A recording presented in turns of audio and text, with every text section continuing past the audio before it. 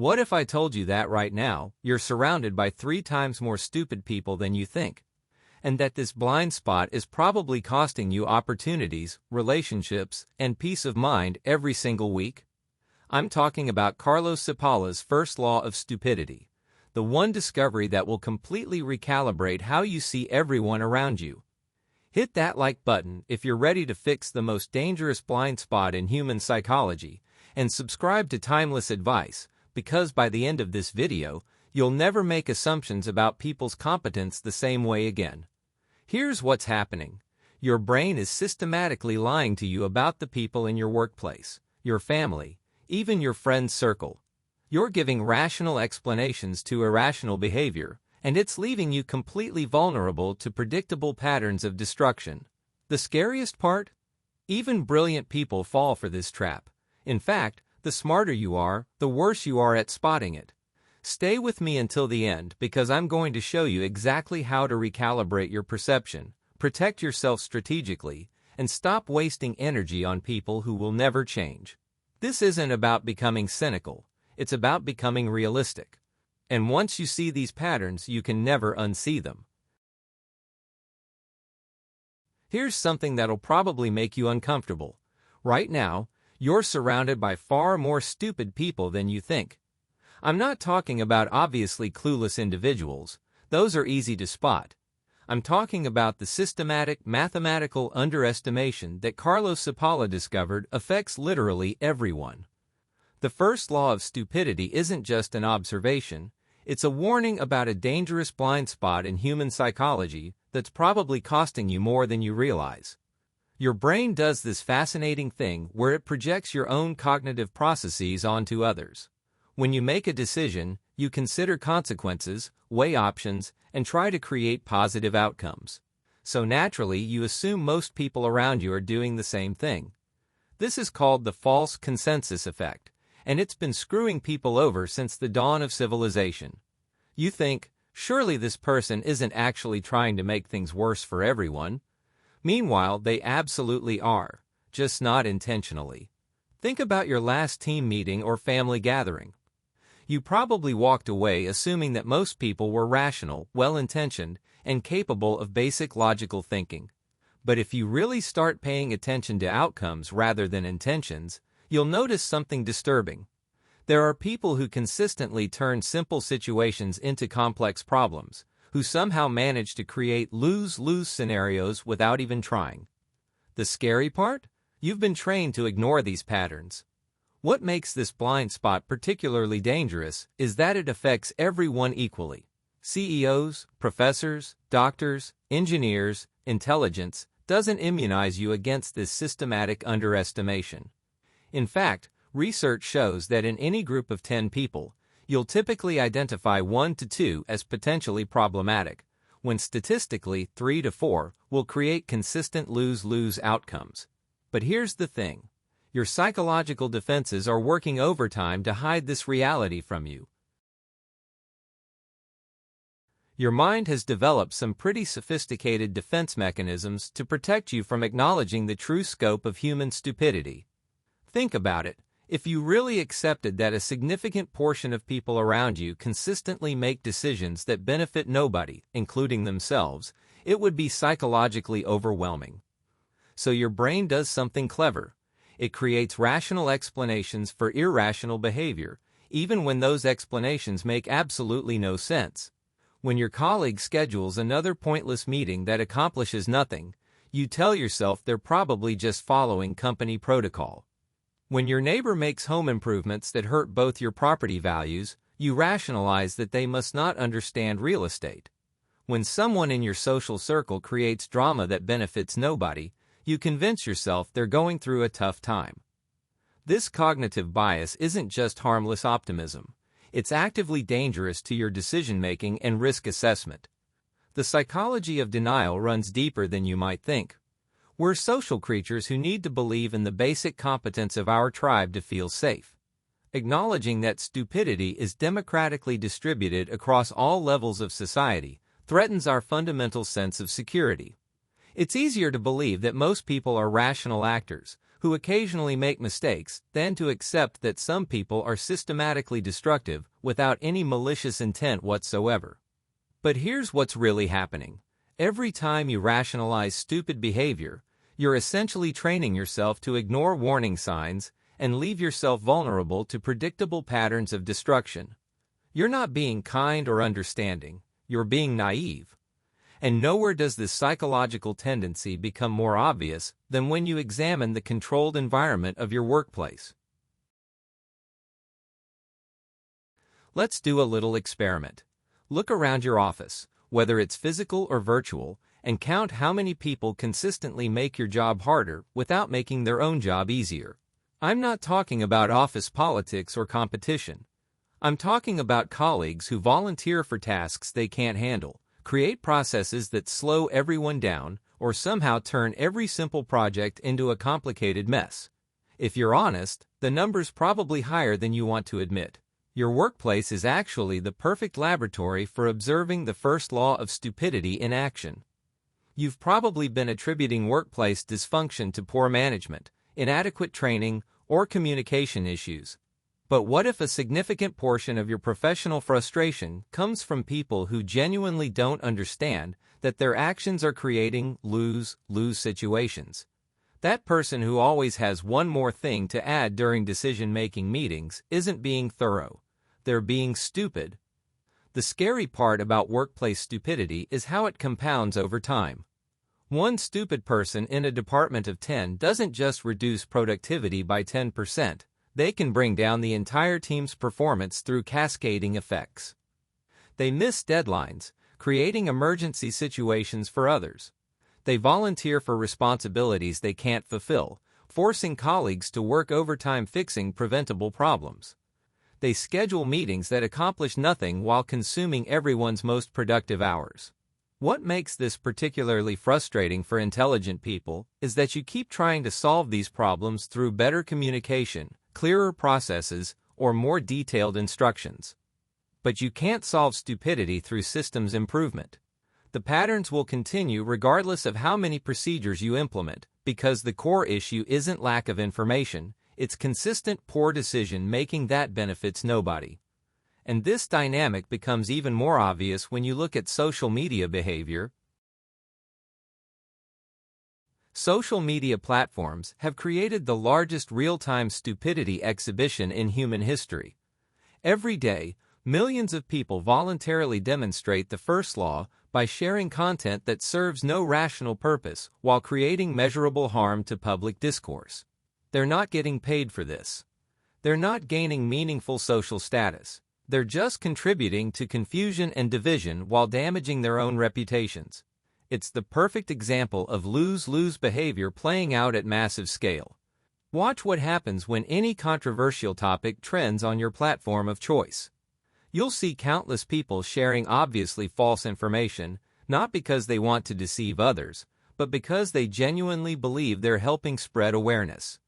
They gain nothing from this behavior, no followers, no engagement, no real influence, but they contribute to the erosion of critical thinking and social cohesion.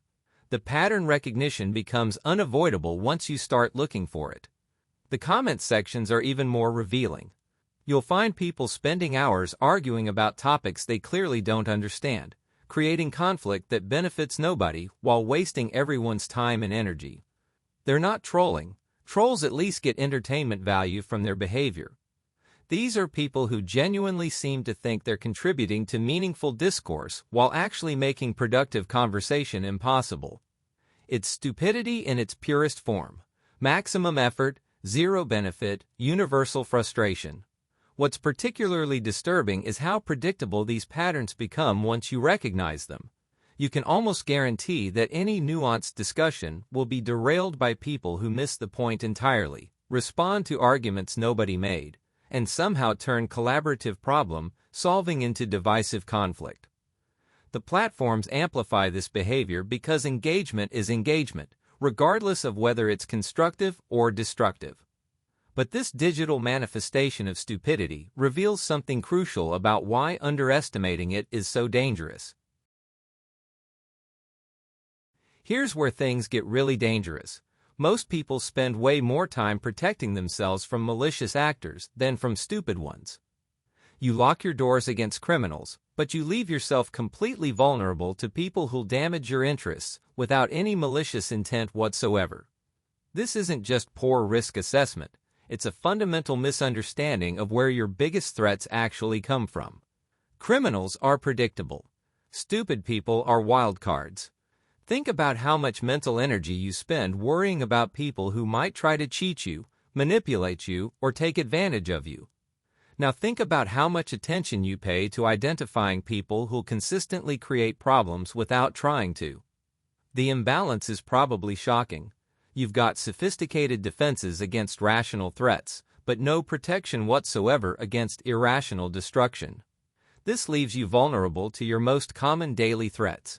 The reason this matters so much for strategic thinking is that stupid people often occupy positions where they can impact your life significantly. Your boss, your neighbors, your family members, your service providers, they all have the potential to create substantial problems for you without any malicious intent. A stupid landlord can make your living situation miserable while damaging their own property values. A stupid manager can derail your career progress while hurting their own team's performance. The damage is real, but your defenses are down because you can't comprehend the mindset. What makes this false security particularly insidious is that intelligent people often interpret stupidity as incompetence that can be fixed through better communication or training. You waste enormous amounts of time and energy trying to educate people who are fundamentally incapable of learning from their mistakes because they don't understand that their actions are creating problems in the first place. This brings us to the crucial question. How do you recalibrate your perception to see reality more accurately? All right, so how do you actually fix this systematic underestimation? The first step is what I call outcome tracking. Start paying attention to results rather than intentions. For the next week, keep a simple mental note of every interaction you have where someone's actions create more problems than they solve. Don't judge their motivations. Just observe the mathematical reality. Did this person's involvement make the situation better or worse for everyone involved, including themselves? The calibration process requires you to temporarily suspend your natural empathy and social conditioning. Yes, that sounds harsh, but remember, you're not becoming cruel or judgmental. You're developing accurate pattern recognition that will actually help you make better decisions about who to trust with important responsibilities. When someone consistently creates lose-lose situations, that's not bad luck or poor communication. That's a behavioral pattern that will continue regardless of how nice they seem or how good their intentions appear to be. Start small with low-stakes observations. Notice which colleagues always seem to complicate simple tasks. Pay attention to which friends consistently create drama in social situations without gaining anything from it. Observe which family members somehow make every gathering more stressful for everyone, including themselves. The key is to trust what you observe, rather than what you hope to be true. Most people's natural inclination is to give others the benefit of the doubt. But systematic underestimation of stupidity isn't kindness, it's poor risk management. The goal is developing realistic optimism, seeing people clearly while staying hopeful. You can still believe in human potential and maintain positive relationships while also protecting yourself from predictable patterns of destruction. Once your perception becomes more accurate, you can start implementing specific protective strategies. But this calibration process leads to an important realization about how to structure your life differently.